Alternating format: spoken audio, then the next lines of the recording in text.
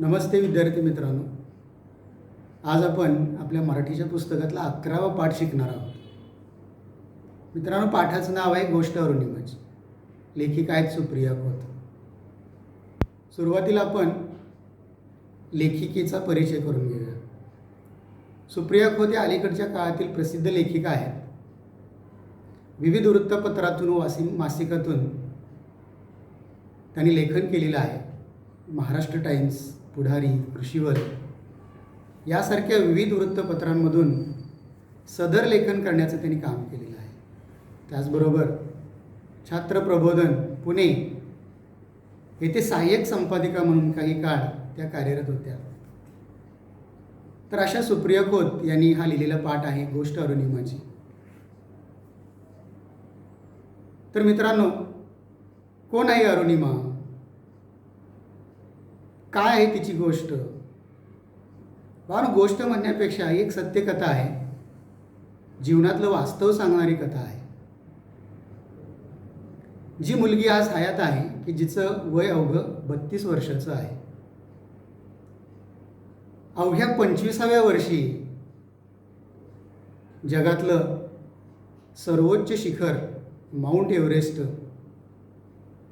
Sir करण्याची कामगिरी करणारी ती जगातील पहिली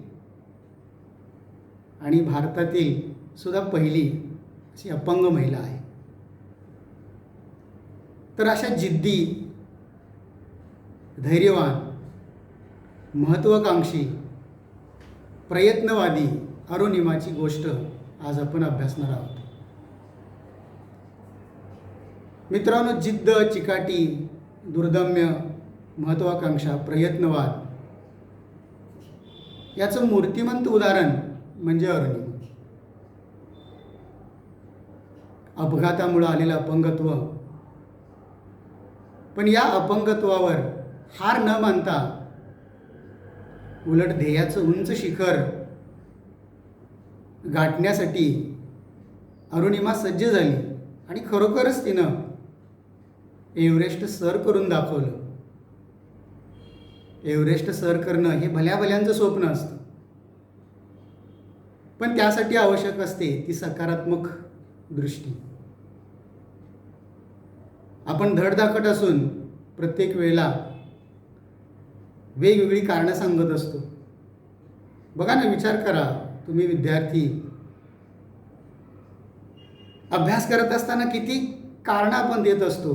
ज्यावेळेला आपण अभ्यास करत नाही आहे त्यावेळेला हजारो कारणं आपली तयार असतात. आपले तर हातपाय धडधाकट आहेत, सगळं व्यवस्थित आहे, पण ही अरुणिमा जिनं एक पाय आपला गमावलेला आहे, ज्या पायामध्ये रॉड आहे, दुसऱ्याही पायाची दुरावस्था आहे, अशा अरुणिमानं सकारात्मक दृष्टीनं एव्हरेस्ट सर करून दाखवलं. खरोखरच एक प्रेरणादायी अशी कथा, अशी गोष्ट आज आपण अभ्यासणार आहोत. बानो, अपंगत्व हे दोन प्रकारचं असतं. एक आहे शारीरिक आणि दुसरं आहे मानसिक. बानो, शारीरिक अपंगत्व आणि मानसिक अपंगत्व याच्यामध्ये जर आपण बघितलं तर ह्याच्यातलं सर्वात घातक जे आहे ते आहे मानसिक अपंगत्व. कारण मनानं जर आपण खचलो, मनानं आपण नकारार्थी झालो तर कधीही आयुष्यामध्ये आपण शारीरिक अपंगत्वावर मात करू शकत नाही. भावना, अरुणिमाची गोष्ट शिकण्या अगोदर तुम्हाला मी काही 1-2-3 अशा लोकांची उदाहरणं देणार आहे की जे खरोखरच प्रयत्न केल्यानं काय करू शकतो आपण. जिद्द, चिकाटी, महत्त्वाकांक्षा, कष्ट करण्याची इच्छा जर अपार असेल तर आपण काय करू शकतो याचं उत्तम उदाहरण, हे पहिलं उदाहरण मी तुम्हाला सांगतो, ते आहे सुधा चंद्रन. म्हणून हे नाव तुम्हाला नक्कीच नवीन असं नसेल, तुम्ही कुठेतरी ऐकलं असेल की सुधा चंद्रनचा जीवनसुद्धा असंच आहे. अगदी 15-16 वर्षापासून कथ्थक नृत्य करणाऱ्या परंतु अपघातामध्ये पाय गमवावा लागलेल्या अशा सुधा चंद्रन अगदी जयपूर फूट वापरून पुन्हा त्यांनी स्टेजवरती नृत्य केलं. भावानो, जिद्द, चिकाटी, दुर्दम्य, महत्वाकांक्षेचं यापेक्षा दुसरं उदाहरणच असू शकत नाही. एक पाय नसताना सुद्धा पुन्हा पहिल्यासारखं नृत्य करणं, यासाठी अपार इच्छाशक्ती असणं गरजेचं असतं. प्रयत्नांची जोड याला असणं गरजेचं असतं. दुसरं उदाहरण सांगतो भावानो, दशरथ मांझी नावाचा एक व्यक्ती जी बिहारमधली आहे, ज्यांना माउंटेन मॅन असंही म्हटलं जातं, की ज्यांना आपल्या पत्नीच्या प्रेमाखातर सतत 22 वर्ष चेनी आणि हातोडा घेऊन प्रचंड भला मोठा पहाड पर्वत खोदून त्यानं रस्ता तयार केला. भावानो, अखंड 22 वर्ष हा माणूस सातत्यानं काम करत होता आणि 22 वर्षानंतर तिथं त्यानं रस्ता केला. भावानो, या दोघांचं ज्यावेळेला आपण विचार करतो, दोघांच्या आयुष्यावरती खूप छान असे चित्रपट आलेले आहेत. सुधा चंद्रन यांच्या जीवनावरचा नाचे मयुरी नावाचा चित्रपट असेल, दशरथ मांझी यांच्या जीवनावरचा माउंटन मॅन चित्रपट असेल. भावानो, हे चित्रपट आपल्याला जगण्याची, जिद्दीची, चिकाटीची प्रेरणा देतात. भावानो, हे झालं आपल्या भारतातील काही उदाहरणं. अमेरिकेचे राष्ट्राध्यक्ष अब्राहम लिंकन यांचं उदाहरण जर आपण घेतलं तर कितीतरी पराभवाला सामोरं गेलेलं हे व्यक्तिमत्व, परंतु पराभवानं निराश न होता अमेरिकेचं राष्ट्राध्यक्ष पद मिळवलेलं असं ही व्यक्ती. भावानो, जिद्द असेल, चिकाटी असेल तर आपण कोणतीही गोष्ट सहज पार करू शकतो. यासाठी मात्र आपलं मन जे आहे ते खंबीर असणं गरजेचं आहे. शारीरिक अपंगत्व हे भावानो हे कायमचं नसतं, परंतु मानसिक अपंगत्व मात्र शरीराला कायमचं अपंग करू शकतं. दुसरे एक उदाहरण तुम्हाला सांगतो की रवींद्र जैन हे भारतातले मोठे संगीतकार. मग बघा, यांचं जीवन बघा की जन्मापासून अंध असणारी व्यक्ती, ज्या व्यक्तीनं कितीतरी चित्रपटांना संगीत दिलं, जी व्यक्ती काही बघू शकत नव्हती ती व्यक्ती चित्रपटांना संगीत देऊ शकते, कितीतरी अवॉर्ड मिळवू शकते. याच्यापेक्षा जिद्दीचं, प्रयत्नाचं, महत्त्वाकांक्षेचं दुसरं उदाहरणच असू शकत नाही.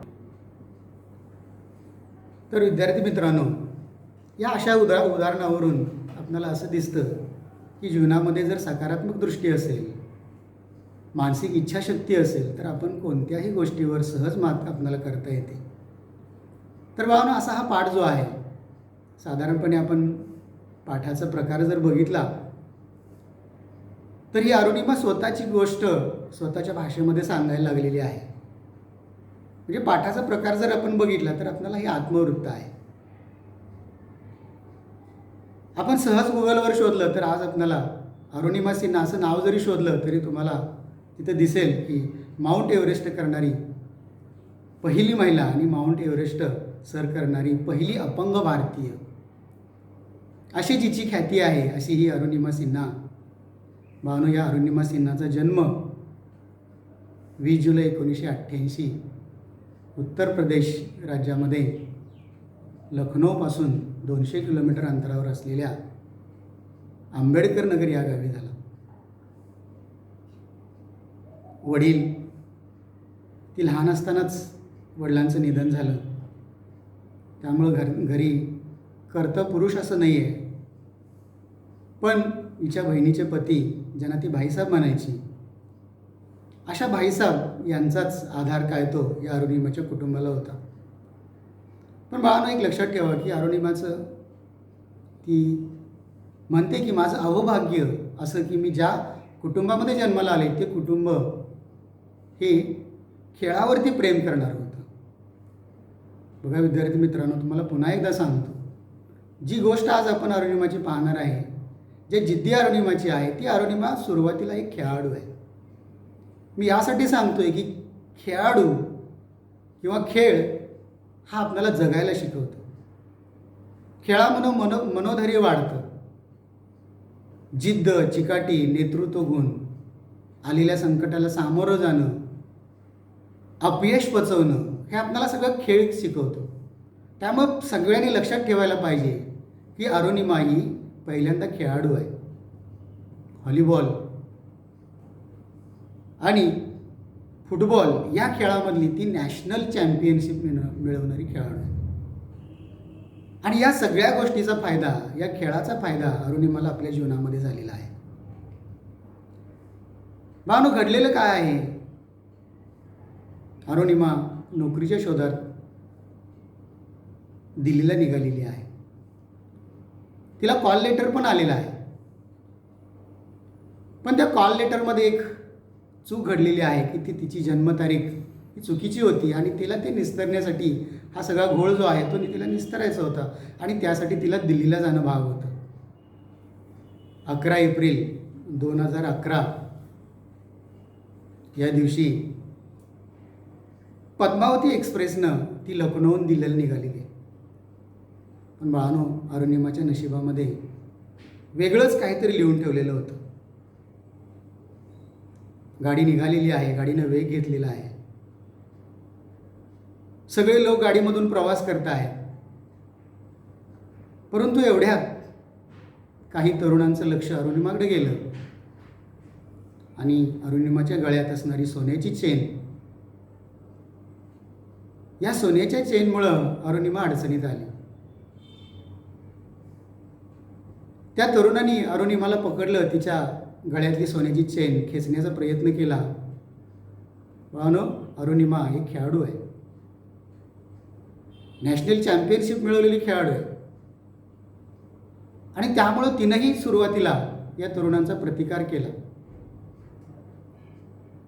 परंतु त्या 4-5 तरुणांच्या पुढं तिचा प्रतिकार जो आहे तो संपुष्टात आला.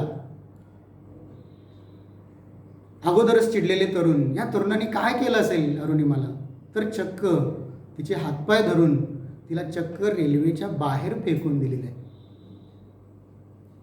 बघा, गाडी वेगात आहे, पलीकडून दुसऱ्या ट्रॅकवरून एक गाडी येते आणि अरुणिमाला ज्यावेळेला या तरुणांनी गाडीच्या बाहेर फेकून दिलं त्यावेळेला अरुणिमा दुसऱ्या गाडीला थटकून त्या ट्रॅकवरती पडलेली आहे. काय भीषण प्रसंग आहे बघा. विद्यार्थी मित्रांनो, या ट्रेनमध्ये माणसं आहेत, प्रवास करतायत, पण एकही माणूस अरुणिमाच्या मदतीला आला नाही. माणूस आजच्या समाजाची मानसिकता आहे. लढायचं असेल तर एकट्यानं लढायला पाहिजे. आजचा समाज जो आहे तो कधीही आपल्याला इथं मदतीला येत नाही, हे प्रत्येकाने लक्षात ठेवायला पाहिजे. अशीच स्थिती अरुणिमाची झालेली आहे आणि अशा अरुणिमाला या गुंडांनी ज्यावेळेला फेकून दिलं त्यावेळेला प्रचंड तिला आघात झाला आणि ती रेल्वे ट्रॅकवर पडली. काय कळते काही तिला कळेल नाही आणि एक पाय तिचा ट्रॅकवरती होता आणि अशा या ट्रॅकवर तिला उचलता येत नव्हता. पाय मोडलेला होता. मांडीच्या खाली काय होतं याच्या वेदना सगळ्या अरुणिमा विसरून गेलेली होती.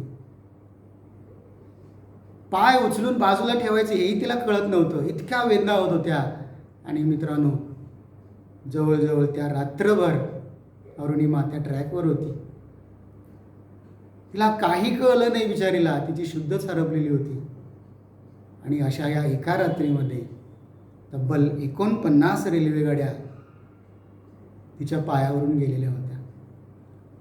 मित्रांनो, कल्पना करा, आपणाला थोडं भाजलं, खरचटलं तर किती वेदना होतात. आणि अरुणिमाच्या पायावरून तब्बल 7 तास ती त्या ट्रॅकवर पडून होती, मदतीची याचना करत होती. रात्र असल्यामुळं कोणीही तिच्या मदतीला आलं नाही, शुद्ध हरपलेली होती. आणि ज्या वेळेला सगळे उजाडलं त्यावेळेला एक सफाई कामगार तिथे आला आणि मग त्यानं बरेलीच्या हॉस्पिटलमध्ये अरुणिमाला दाखल केलेलं आहे. पण बाळांनो, अरुणिमाचे हे दशावतार दुर्दैवाचे थांबले नाही आहेत. एवढं सोपं नव्हतं, पुढच्या गोष्टी एवढ्या सोप्या नव्हत्या. हॉस्पिटलमध्ये त्या भूलतज्ञ नव्हता, अरुणिमाचा पाय कापावा लागणार होता. तिच्या पायाची अक्षरशः चाळण झालेली होती. आणि अशा या परिस्थितीमध्ये भावानं पुन्हा तिचं अंतर्मन, पुन्हा तिचं धाडस तिच्या कामी आलेलं आहे. तिनं डॉक्टरांना सांगितलं, माझी तयारी आहे, भूलतज्ञ नाही ना, मी तयार आहे, भूल न देता माझा पाय तुम्ही कापा. आणि अक्षरशः भूल न देता अरुणिमाचा पाय डॉक्टरांनी कापला. अरुणिमाला नंतर एम्स रुग्णालयामध्ये दाखल केलं गेलं. तोपर्यंत बऱ्याच घटना घडलेल्या होत्या. प्रसारमाध्यमांनाही बातमी कळालेली होती. नॅशनल व्हॉलीबॉल फुटबॉल चॅम्पियन्स मिळवणारी अशी एक युवती असहाय्यपणे रेल्वे ट्रॅकवर पडलेली होती. या सगळ्या बातम्या हळूहळू क्रीडामंत्र्यांपर्यंत गेल्या. त्यावेळच्या क्रीडामंत्र्यांनी तिला एम्समध्ये दाखल केलं. आणि बाळू फक्त खेळाडू असल्यामुळं तिला अत्युच्च दर्जाच्या सगळ्या सुविधा मिळाल्या. पण बाळांनो, पुन्हा या अरुणिमाच्या आडवा समाज आलेला आहे. बाळांनो, समाज असाच असतो. चांगल्या गोष्टीमध्ये आपल्याला नाव ठेवत असतो. समाजामध्ये वावड्या उठल्या, अरुणिमाकडे तिकीट नव्हतं म्हणून तिनं रेल्वेतून खाली उडी मारली. याच्यापेक्षा पुढे जाऊन अरुणिमानं आत्महत्या करण्याचा प्रयत्न केला, अशा बातम्या समाजाकडून पसरवल्या गेल्या. अरुणिमा, तिचं कुटुंब सगळेजण ओरडून सांगत होते समाजाला की आम्ही असं नाही आहे, आम्ही असं, मी काहीही प्रयत्न केला नाही असं करण्याचा. तरीसुद्धा समाज ऐकायला तयार नव्हता. परंतु बाळांनो, यातूनच अरुणिमाचं मन तयार झालं की जो समाज आज मला नावं ठेवतोय त्या समाजाला काहीतरी आपण करून दाखवायची इच्छा तिच्या मनामध्ये निर्माण झाली. आणि तिनं त्याच दिवशी ठरवलं की काही झालं तरी आपण एव्हरेस्ट सर करायचं. म्हणून एव्हरेस्ट सर करणं हे काही खायचं काम नाही आहे. समुद्र सपाटीपासून 8,848 मीटर उंचीवर असणारे हे शिखर जगातलं सर्वोच्च शिखर. आजपर्यंत 4,000 लोकांनी हे एव्हरेस्ट सर केलेलं आहे. पण मला एक अपंग की जिचा पाय नाही आहे, जिच्या पायामध्ये रॉड घातलेले आहे, अशी अपंग महिला एव्हरेस्ट सर करायची भाषा बोलते, हेच मुळात समाजाला खटकणारं होतं. अगदी तिच्या जवळच्या माणसांनी सुद्धा तिला समजवण्याचा प्रयत्न केला, अरुणिमा तू हे करू नकोस, हे शक्य नाही आहे, तुला हे होणारच नाही आहे. पण बाळांनो, मी सांगितलं मगाशी की मानसिक अपंगत्वावर जर मात केली तर शरीर हे आपल्याला साथ देत असतं. आणि म्हणून अरुणिमा म्हणते की भरारी घ्यायचं वेड हे रक्तातच असावं लागतं. आणि खरोखरच तिनं ठरवलं. आता नुसतं ठरवून चालणार नाही आहे, प्रशिक्षणाची गरज होती. प्रशिक्षण घ्यायचं कसं, कोण देणार प्रशिक्षण? दिला एक अपंग. मानो ही इच्छा तिनं आपल्या भाईसाहेबांना बोलून दाखवली आणि तिच्या कुटुंबानेही त्यांना मदत केली, भाईसाहेबांनी मदत केली. आणि पहिल्यांदा अरुणिमा कोणाकडे गेली असेल तर ती गेलेली बचेंद्री पाल यांच्याकडे. कोण बचेंद्री पाल? तर एव्हरेस्ट सर करणारी जगातील पहिली महिला. जशी अरुणिमा अपंग म्हणून तिची ख्याती आहे, पण बचेंद्री पाल या उत्तराखंडमधल्या की त्यांनी हा मान मिळवलेला होता. आणि त्या त्यांच्याकडे गेल्या. अरुणिमा त्यांच्याकडे गेलेली आहे, त्यांना हे सगळं सांगितलेलं आहे. त्यावेळेला त्यांनी अरुणिमाकडे बघितलं आणि सांगितलं, अरुणिमा तू जे ठरवलेलं आहेस ते करून दाखव, तुला जगाला काहीतरी करून दाखवायचं आहे. बघा बाळांनो, अशी मोठी माणसं ही प्रेरणादायी असतात. बचेंद्री पालांनी आणखी तिचं मनोधैर्य वाढवलं. अरुणिमा तयार झाली. प्रशिक्षण एवढं सोपं नसतं. पुढचा टप्पा होता खडतर असं प्रशिक्षण. नेहरू गिरिभ्रमण प्रशिक्षण केंद्र जे उत्तराखंडमध्ये आहे, उत्तर काशीला आहे, जिथं खडतर प्रशिक्षण दिलं जातं. डोंगर चढणं, जवळजवळ मरणप्राय कठीण अनुभव असतात या ट्रेनिंगलाच, परंतु एक खडतर ट्रेनिंगसुद्धा अरुणिमानं सहज पूर्ण केलं. एवढंच नव्हे, ट्रेनिंगच्या वेळेला प्रत्येक वेळेला सगळ्यांच्या पुढं असायची. भावनो बघा की जिचा एक पाय पूर्णपणे अधू आहे, दुसरा पाय साथ देत नाही, अशा या परिस्थितीमध्ये अरुणिमाची जिद्द, महत्वाकांक्षा किती प्रचंड आहे हे लक्षात घ्या. पायामध्ये स्टीलचा रॉड घातलेला आहे, वेदनांचे झटके बसत आहेत, जरा जरी दाब दिला तरी सुद्धा तिला वेदना व्हायच्या, परंतु अशा वेदनावर मात करत करत अरुणिमानं हे खडतर प्रशिक्षण पूर्ण केलं. मानो हे सगळं पूर्ण करत असताना ज्या वेळेला प्रत्यक्ष एव्हरेस्ट चढाई करायची असते, त्यावेळेला आपल्याला बेस कॅम्प करावे लागतात. प्रत्येक गिर्यारोहकाला एव्हरेस्ट जर सर करायचं असेल तर एकूण 4 बेस कॅम्प तयार करावे लागतात.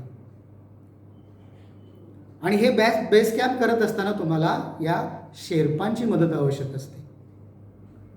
भावनो, कोण हे शेर्पा? तर भावनो, पूर्व नेपाळमधील ही एक जमात आहे की ज्यांना हिमालयामध्ये देवदूत म्हटलं जातं. सामान वाहून नेणं, अवघड असे पर्वत चढणं, गिर्यारोहक जे आलेले असतात त्यांच्या खाण्याची सोय करणं, त्यांचे सिलेंडर असतात, त्यांचं ओझं असतं ते घेऊन जाणं, अशी कामं ही शेर्पा लोक करत असतात. तर अशा शेर्पांनी सुद्धा या अरुणिमाला खूप अशी मदत केलेली आहे. भावनो, पहिला कॅम्प झाला की असे 4 कॅम्प करावे लागतात, आणि मग 4 कॅम्प झाले की मग तिथून शिखर जे आहे ते 3500 फुटावरती असतं. पण भावनो, याच टप्प्यामध्ये सर्वात जास्त मृत्यू होतात, आणि म्हणून या भागाला डेथ झोन असंही म्हटलं जातं. बघा, या सगळ्यावर मात करत करत अरुणिमा पुढे चाललेली आहे, थांबलेली नाही आहे. अपंग म्हणून कधी तिनं कुणाची सहानुभूती घेतली नाही, कुणाची मदत घेतली नाही. सगळ्यांच्या ती पुढं असायची. डेथ झोनची चढाई सुरू झाली. सगळे मृतदेहांचा खच पडलेला असतो. बघा, ज्या वेळेला शिखर चढत असतात, एखादा मृतदेह आपल्यासमोर आला तरी आपण किती घाबरतो, आणि इथं तर सगळीकडे मृतदेहांचा खच पडलेला असतो. भीतीचं वातावरण असतं, परंतु अरुणिमा डगमगली नाही. कारण तिला माहिती होतं, मी जर इथून हार पत्करली तर कधीही एव्हरेस्ट सर करू शकणार नाही. तिचं मन तिला सांगत होतं, अरुणिमा तू करू शकतेस, तू जा पुढं, थांबू नकोस. आणि म्हणून अरुणिमा सांगते मित्रांनो की आपलं मन जसं सांगतं तसं आपलं शरीर वागत असतं. 21 मे 2013 चढाईचा शेवटचा टप्पा. चढाई सुरू आहे, परंतु अचानकपणे शेर्पाच्या लक्षात आलं की अरुणिमाच्या ऑक्सिजनचा साठा संपलेला आहे, कमी झालेला आहे. शेर्पा सांगायला लागलेले, अरुणिमा मागं फिर, एव्हरेस्ट तू पुन्हा सर करशील, परंतु जर तुझा ऑक्सिजन संपला तर तुझं काही खरं नाही आहे. परंतु अरुणिमानं अंतर्मनानं ठरवलेलं होतं, नाही, आपण एव्हरेस्ट सर करायचंच आहे. नाऊ ऑर नेवर, आत्ता नाही तर कधीच नाही. मी परत फिरले तर तो माझ्यासाठी मृत्यू होता, मग इथे मृत्यू आला तर काय बिघडलं, असा विचार करून अरुणिमा चढत राहिली. आणि शेवटी तो ऐतिहासिक क्षण आला. अरुणिमानं एव्हरेस्ट सर केलेलं होतं. फोटो काढायची ताकद सुद्धा तिच्या पायामध्ये उरलेली नव्हती. शेवटी भारताचा ध्वज तिनं एव्हरेस्टवरती फडकवला. शेर्पाला सांगितलं, माझा फोटो काढ. अरुणिमाला आनंद झालेला होता. पण बाळो, गिर्यारोहकांची लढाई इथं संपत नाही आहे. नुसती चढाई करून सर करून लढाई संपत नाही, उतरताना खूप काळजी घ्यावी लागते. कारण सर्वात जास्त मृत्यू जे आहेत ते उतरताना होतात. आता परतीचा प्रवास सुरू झालेला होता. शिखर अरुणिमा शेर्पाबरोबर उतरायला लागलेली होती आणि जेमतेम 40-50 पावलं राहत आहेत तोपर्यंत तिच्या लक्षात आलं की आपला ऑक्सिजनचा साठा संपलेला आहे. पण बाळांनो, एक लक्षात ठेवा की नशीबसुद्धा शूरांची साथ करत असतं. Fortune favours the Braves. लढायची हिंमत असेल, ताकद असेल तर नशीबसुद्धा तुम्हाला साथ करतं. अशीच परिस्थिती अरुणिमाची झाली आणि एका ब्रिटिश माणसानं गिर्यारोहकानं फेकून दिलेला सिलेंडर तो अरुणिमाला दिसला आणि तो अरुणिमाच्या कामी आला आणि तो ऑक्सिजन सिलेंडर घेऊन डेथ झोनमधून सही सलामत अरुणिमा खाली उतरली. तर बाळांनो, अशा प्रकारे महत्त्वाकांक्षी, जिद्दी,